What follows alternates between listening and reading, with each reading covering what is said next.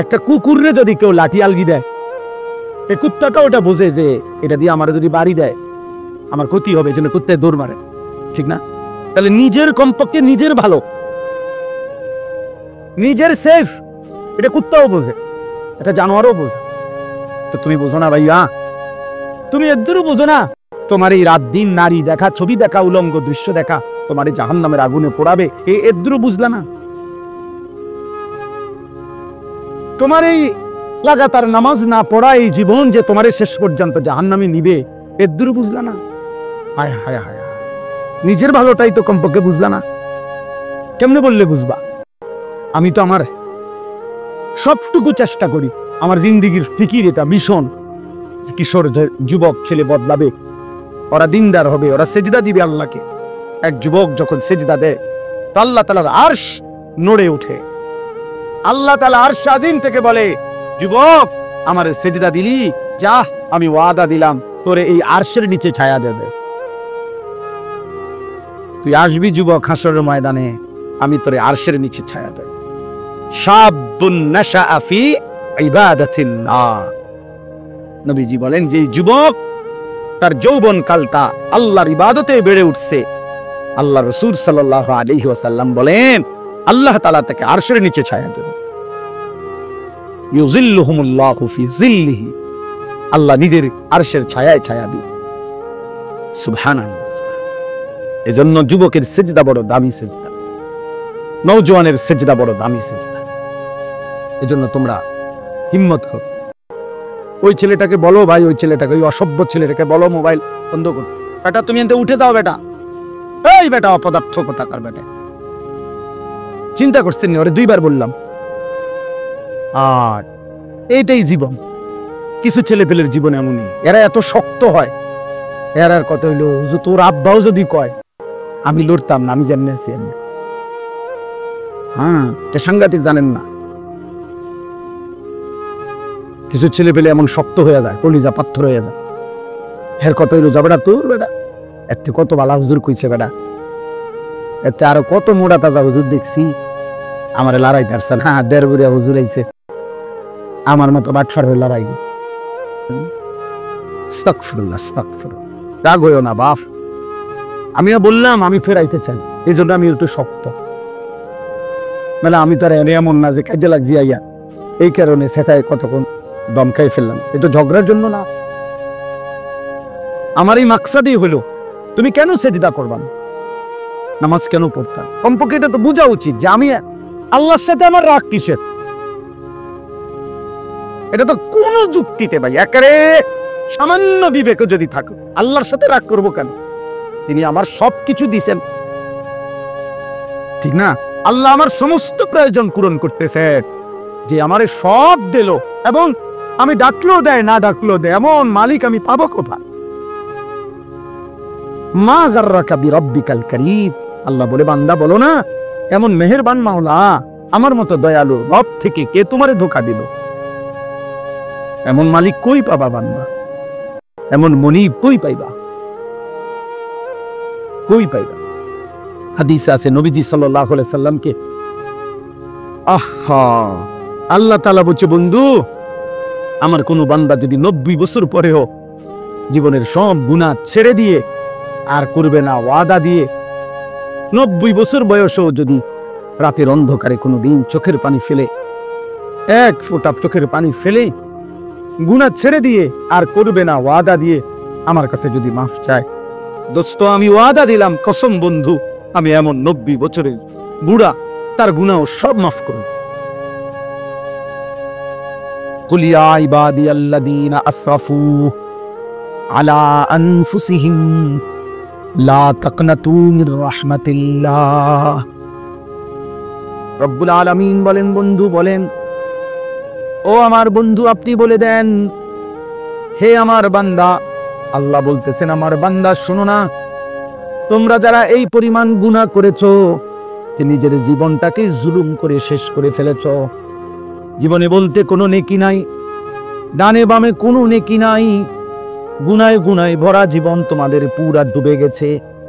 আল্লাহ বলেন বান্দা, গুনার সমুদ্রেও যদি হাবুডুবু খাও, সেখান থেকেও যদি কোনোদিন আমি আল্লাহকে মনে পড়ে, তাইলে যদি গুনাহ ছেড়ে দিয়ে আর কোরবানা ওয়াদা দিয়ে আমি আল্লাহর দিকে এক কদম ফিরে আসো বান্দা, আর যদি বলো মাওলা জীবনভর আমি আপনাকে নারাজ করেছি, আর করব না মাওলা, আপনার নাফরমানি করব না মাওলা, আমি তওবা করলাম মাওলা, গুনাহ ছেড়ে দিলাম, আল্লাহ বলেন লা তাকনাতু মির রাহমাতিল্লাহ, আমার গুনাহগার নাফরমান বান্দা, আমি আল্লাহর রহমত থেকে নিরাশ হইও না বান্দা।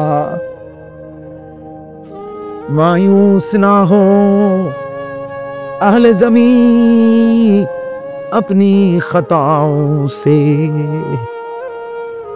तकदीर बदल जाती है मुदतर की दुआओं से। अल्लाह बोले बुजुर्गाने दिन शेरेर मध्य बोलছে কা, হে আল্লাহর বান্দা জীবনের সব গুনাহগুলো নিয়েও তুমি নিরাশ হইও না, मायूस ना हो, मायूस माने निराश, मायूस ना हो अहले जमी, हे जमीन वाला निराश होयो ना अपनी खताओं से, निजेर गुनाहेर कारणे। चोखेर पानी फेलो बंदा, डाको तुम्हार अल्लाह के, तकदीर बदल जाती है मुदतर की दुआओं से। कोनो अक्षम असहाय बांदा जदि চোখের পানি ফেলে আল্লাহর কাছে দোয়া শুরু করে, তো আল্লাহ তার আযাবের সিদ্ধান্ত বদলে দেয়,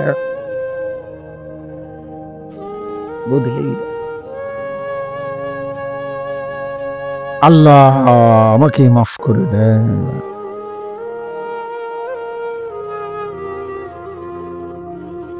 চলো ভাইয়া, আমরা বলার চেষ্টা করছি মালিকের কাছে, তো আমরা এটা বলতে পারবো যে আল্লাহ আমরা বলার চেষ্টা করছি আপনার বান্দাদের কাছে, আমরা চেষ্টা করছি। এজন্য প্রত্যেকে ইনশাআল্লাহ, আপনারা আসলে আমি মহব্বত করেই বললাম, কেন রাত এত হইছে, এরপরেও খোলা আকাশের নিচে আপনারা মজা খুব সুন্দর করে মনোযোগ দিয়া সবাই বসছেন। চলেন মনোযোগ দিয়া, যেহেতু বসছেনই মনোযোগ দিয়া শুনতেছেন, একজন বক্তার ওয়াজ শুনছেন ভাল লাগছে এটা না, প্রিয় ভাই একদিন আমিও থাকবেন না, আপনিও থাকবেন না। এই দেখতে দেখতে আমার ওই ছেলেরা যারা আমার ওয়াজ রেকর্ডিং করে, এই ছেলেগুলো অনেকগুলো আছে যেগুলো নিয়মিত আমার সাথে থাকে, চলে আর সব জায়গায় দেবে, ওরা বলতেছে যে এখন যে হুজুর আমরা তো আর আপনার সাথে হজে চলে যাব, আমি দেখা হবে না, আমরা একটু সময় দিয়ে। তা আমার এটা খুব মনে পড়লো যে হ্যাঁ যদি আর দেখা না, যদি আর কোনোদিন বলার সুযোগ না হয়, আল্লাহ আমাদেরকে মাফ করে দেন। চলেন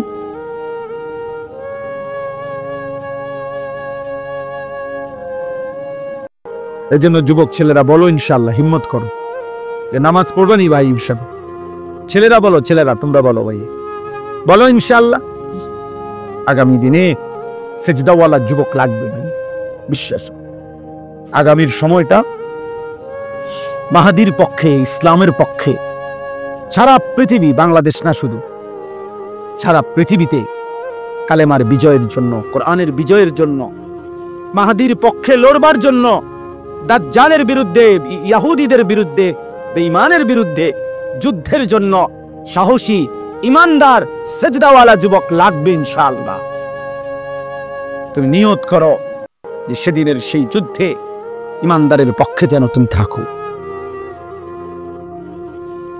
আমি আমার ছোট ছেলেরও মস্ক করাইছি যে বাবা দোয়া করতে থাক বাপ, হয় তুই যুদ্ধ করবি না আমি যুদ্ধ করব, কিন্তু কালেমার বিজয় হবে ইনশাআল্লাহ, ইসলামের বিজয় হবে। এই দেখবেন একদিন পাকিস্তান এক ধাক্কা দিছে, 3 ঘন্টা লাগছে না, উড়ে এলাইছে।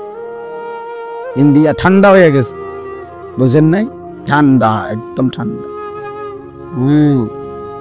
মোমেন দেখায় দিছে 10ই মে ফজরের নামাজের পরে পাকিস্তানি সেনাবাহিনী মধ্যে মুজাহিদ চূড়ান্ত হামলা করছে ফজরের নামাজ পড়ে। সব চ্যানেলে আসছে কথা খবর। ফজরের সালাম ফিরায়া নারায়ে তাকবীর আল্লাহু আকবারের ধ্বনি দিয়ে মিসাইল হামলা করছে।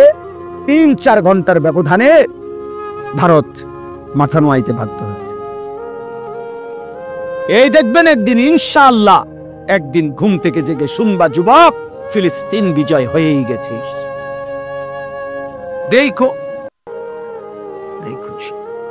এ দেখবা আমরা ওই রুম দুপুরবেলা ভাত খাইয়া আমি শুইছিলাম মাত্র, এই সময় আমার একজনের দৌড়াই আইয়া কইছে হুজুর গেছে গা, তো কেটা গেছে, ও গেছে গা, তাই নিয়ে গেছে গা, বুঝেন নাই? হ্যাঁ বুবু গেছে গা। 2 নম্বর হলো আমি একটা বিষয় বলি, আমি যখন খুতবা পড়তেছি আমি একজন ছেলেকে দেখলাম যে ওই যে বাদ্য বাজতেছে কোনো জায়গার মধ্যে বাদ্য বাজ, সে বাদ্যের তালে তালে ঢুলতেছে, নিজের শরীর নাচে নাড়াইছে এখানে বসে, আমি এটা দেখছি। আমি ইচ্ছা করলে তোমারে দাঁড় করাইতে পারতাম, কিন্তু আমি সতর্ক করলাম। মনে রাখতে হবে, হাদিসের মধ্যে আছে আল্লাহ নবী সাল্লাল্লাহু আলাইহি ওয়াসাল্লাম বলছেন, ইস্তিমাউল মালাহি মাসিয়াতুন, এই গান শোনা, বাদ্য শোনা এটা গুনাহ। ওয়াল জুলুসু আলাইহা ফিসকুন, এবং ওই গানের মজলিসে বসা সে প্রকাশ্য পাপী, ফাসিক। এরপরের লাইনটা ভয়ানক, ওয়াত্তালাজ্জুযু বিহা কুফরুন, গান শুনে মজা নেওয়া, স্বাদ নেওয়া এটা কুফরি। এজন্য এটা বড় ভয়ানক বিষয়। আপনি যে তাল উঠলে, দুললে, নাচলে, তো এটা ঈমান চলে যাওয়ার আশঙ্কা,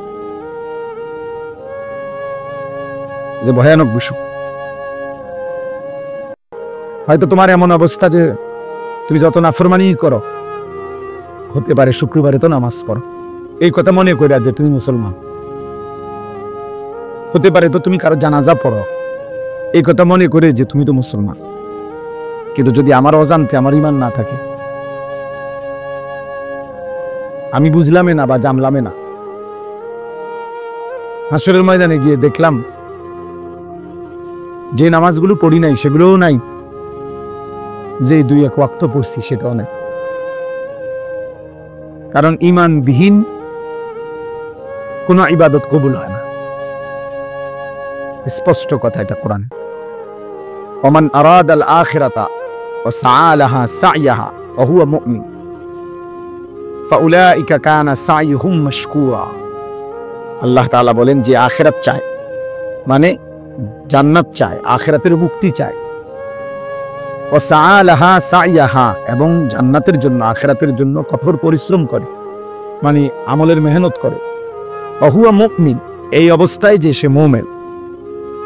এইটা বলে নিছে আমি, ঈমান অবস্থায় যদি আখিরাতের আশায় কেউ সর্বোচ্চ মেহনত করে, ফাউলাইকা কানা সা'য়ুহুম মাশকুরা, আল্লাহ তাআলা বলেন তাহলে তার সমস্ত চেষ্টা কৃতজ্ঞতার উপযুক্ত, অর্থাৎ প্রতিদান পাওয়ার উপযুক্ত। তাহলে শর্ত হলো ওয়া হুয়া মুমিন, সে ঈমানদার হইতে হবে। ঈমান জরুরি। কোরআনুল কারীম আল্লাহ বলছে, ইয়া আইয়ুহাল্লাযীনা আমানু কুতিবা আলাইকুমুস সিয়াম, হে মুমিন তোমাদের উপরে রোজা ফরজ করা হয়েছে। তার মানে নাফরমানের উপরে না, বেঈমানের উপরে না। ঈমান জরুরি, ঈমান জরুরি। এভাবে সমস্ত আমলের ক্ষেত্রে আল্লাহ তাআলা ঈমানকে শর্ত করেছে।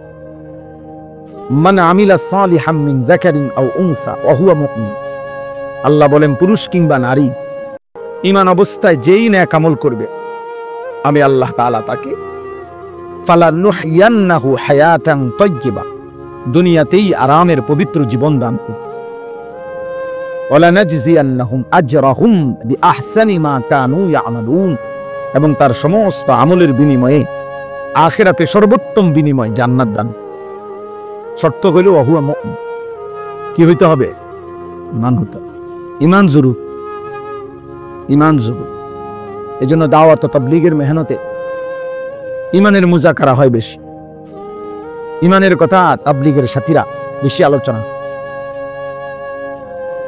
আল্লাহর বান্দাদের কাছে ঘুরে ঘুরে ঈমান শেখায়। অনেক এটা বুঝে না, কি করে মসজিদে মসজিদে ঘুরে ঘুরে। হ্যাঁ, আপনি দেখতে পারেন না মসজিদে ঘুরে ঘুরে কি করে, মসজিদে ঘুরে ঘুরে বন খায়। মূলত আল্লাহর বান্দাদেরকে ঈমান শেখায়। আখিরাত চেনা, ঈমান জরুরি। কিশোর নওজোয়ান তোমরা শোনো বাবা, হাদিসে আছে নবী সাল্লাল্লাহু আলাইহি ওয়াসাল্লামের একজন সাহাবী ছিল জুনদুব ইবনে আব্দুল্লাহ, জুনদুব ওনার নাম, সাহাবীর নাম। তিনি বলছেন যে আমরা যখন কিশোর ছিলাম, ওয়া নাহনু হাযাবিরা, হাযাবিরাতুন আরবি শব্দ, অর্থ হলো করিবুল বুলুগ, আমরা বালেগ হওয়ার কাছাকাছি, মানে কিশোর। কিশোর টিনেজ কয় যেটাকে ইংরেজিতে টিনেজ কয়, মানে ইংরেজি অক্ষরের মধ্যে যেগুলোর মধ্যে টিন এটা আছে, এই 10 এর পরে 11, 11 এর পরে কি, এরপরে এই 13, 14, 15, 16, 17, 18, 19, এই যে টিন, এরাই টিনেজ, কিশোর। তো তিনি বলেন আমরা কিশোর ছিলাম। এই সময় আমরা কয়েকজন কিশোর যুবক, কিশোর বয়সী ছেলে, ওই সাহাবী বলতেছেন আমরা নবীজি সাল্লাল্লাহু আলাইহি সাল্লামের কাছে কিছুদিন থাকলাম। নবীজির কাছে থেকে কি করলাম এই ছোট বয়সে, কিশোর বয়সে?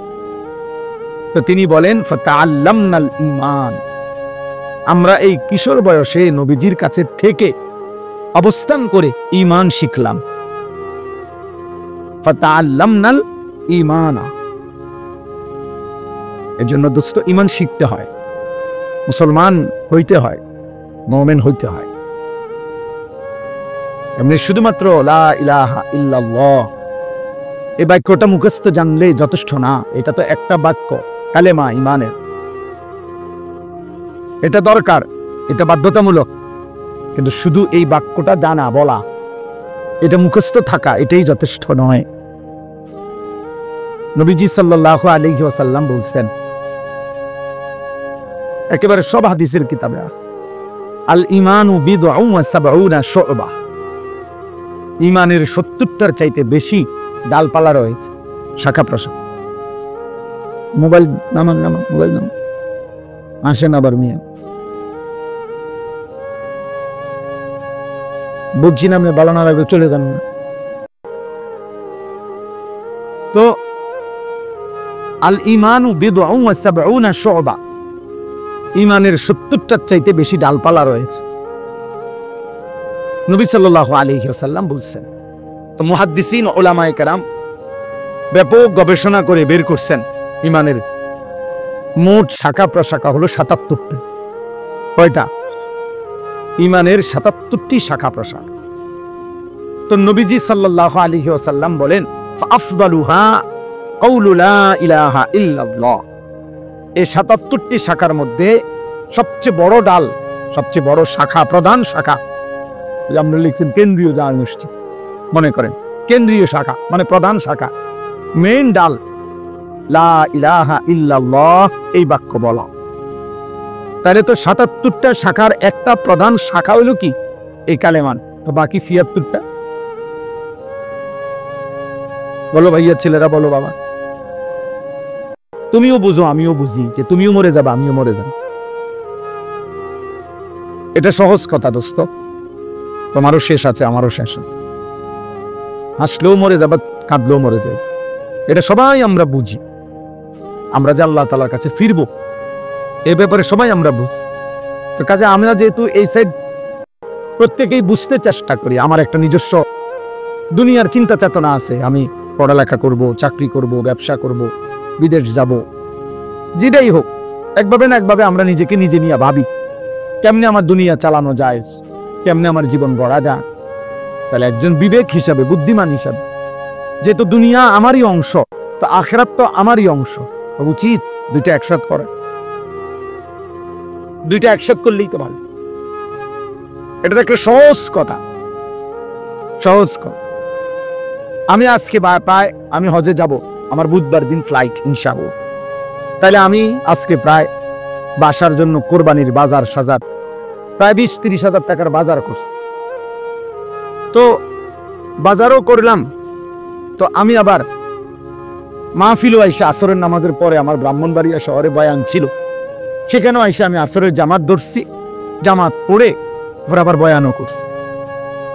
তো এটাও আমার কাজ, সংসারের বাজার করে দেওয়া ওইটাও আমার কাজ। আমি ওই হিসাব করে উঠছি যে হিসাব করলে আমি বাজারও শেষ করতে পারবো, আবার কুমিল্লা ক্যান্টনমেন্ট থেকে গিয়া ব্রাহ্মণবাড়িয়া আসরের নামাজ ধরতে পারবো। আমার কাজ এটা। আমি এখানে আসতে হবে আমার তাড়াহুড়া। আমি ছিলাম সেই বেড়তলা ব্রাহ্মণবাড়িয়া বিশ্ব রোডের কাছে। বাংলাদেশের শ্রেষ্ঠ আলিম দ্বীন ওয়াইজ আল্লামা জুবায়ের আহমদ আনসারী রাহমাতুল্লাহ আলাইহি হুজুরের মাদ্রাসায় বয়ান করছি মাগরিবের পর, জামিয়া রহমানিয়া হুজুরের মাদ্রাসা। তাইলে ওইখানে আমি এখন এখানেও আমার আসা দরকার। ওইখানে আমি এশার নামাজ ইতমিনানের সাথে জামাত পড়ে সুন্নত বিতির পড়েই এরপরে আসছি। এখন এখানে আমার দেরি হইব কিছুটা, আমি বুঝছি, কিন্তু আমার জামাত পড়তে হবে কিনা কথা বলেন না। এটা আমার জিম্মাদারি, যেটা আমাকে করতেই হবে। আমি এটা ছাড়বো কেন? এটা ছাড়বো কেন? নাই তো 2 জন মানুষ কম হবে, 5 জন শুনবে, অসুবিধা কি? মানুষ চলে গেছে, তো চলে গেলে আমার সমস্যা কি? কথা বোঝেন নাই আমার কথা? তাইলে বিষয়টা হইল, একজন সহজ কথা হলো, একজন বুদ্ধিমান হিসাবে একেবারে আদনা বিবেক থাকলেও যে কেউ আমাদের বোঝা উচিত যে দুনিয়াও আমার, আখিরাতও আমার। বাজারও করো, ব্যবসাও করো, আল্লাহকে সিজদাও করো, নামাজও পড়ো। এই জন্য বাপ ছেলেদেরকেও বলি, বাবা দিন শিখতে হয় ভাইয়া। তোমরা অনেক ছেলে আসো যারা মা বাবাও গাফেল, তোমরা নিজেরাও গাফেল। তোমরা ইসলামকে একটা খামখেয়ালি মামুলি বিষয় মনে করো, মন মতো নামাজ পড়ো। অনেক ছেলে আছে তোমরা ফরজ গোসল কেমনে করে জানো না, অথচ তোমাদের বীর্যপাত হয়। কিন্তু তোমরা ফরজ গোসল শরীয়তে নির্ধারিত পদ্ধতি আছে, শুধু পানিতে ডুবাইলেই গোসল ফরজ আদায় হয় না। শরীয়তে নির্ধারিত নিয়ম আছে, ওই নিয়মে যদি কেউ ফরজ গোসল না করে সে 100 সে নাপাক, অপবিত্র। এবার সে যদি কাবা শরীফের ছাদে দাঁড়াইও নামাজ পড়ে, আল্লাহর কসম তার নামাজ কবুল হবে না, তার জুমার নামাজও হবে না, তার জানাজার নামাজও হবে না, নিশ্চয়ই হবে। তাহলে দিন শিখতে হবে, ইসলাম শিখার জন্য, দিন শিখার জন্য জরুরি, এটা জরুরি। এটা বলে কিছু লোক মাদ্রাসায় পড়ে, ওনাকে ভালো লাগছে ওনারা মাদ্রাসায় পড়ে, ওনারকে ভালো লাগছে ওনারা স্কুলে পড়ে, ওনারকে ভালো লাগছে ওনারা কিন্টার গার্ডেনে পড়ে, যে জেনে ভালো লাগে পড়বো না। এটা মস্কারি না, কোরআন কোনো মস্কারি না।